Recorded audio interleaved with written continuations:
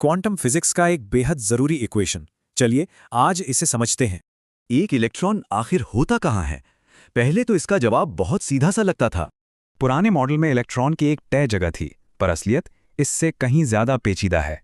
Bohr model के हिसाब से इलेक्ट्रॉन तय ऑर्बिट में घूमते थे, लेकिन क्वांटम मॉडल कहता है ये तो बस संभावना के बादल हैं। दिक्कत ये थी कि बोर मॉडल सिर्फ सिंगल इलेक्ट्रॉन सिस्टम पर ही काम करता था। एक नए आइडिया की जरूरत थी, और वो आइडिया लेकर आए इरविन श्रोडिंगर, जिन्हें अपने वेव इक्वेशन के लिए नोबेल प्राइज मिला। ये इक्वेशन किसी इलेक्ट्रॉन की एनर्जी और पोजीशन बताता है, और हाँ, ये उसे पार्टिकल और वेव दोनों मानता है।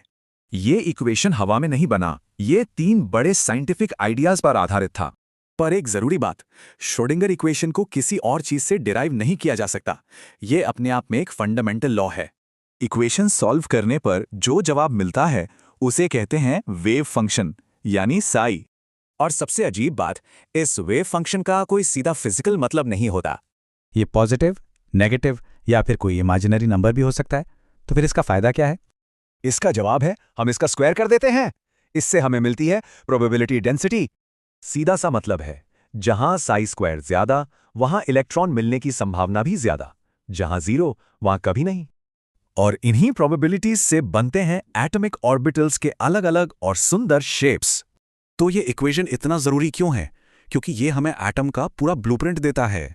सारे क्वांटम नंबर्स, ऑर्बिटल्स का शेप और यहां तक कि मॉडर्न केमिस्ट्री सब इसी पर आधारित है।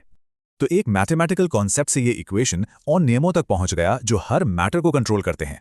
पर ये एक बड़ा सवाल भी छोड़ जाता है, अगर सब कुछ सिर्फ एक संभावना है तो क्या कुछ भी निश्चित है?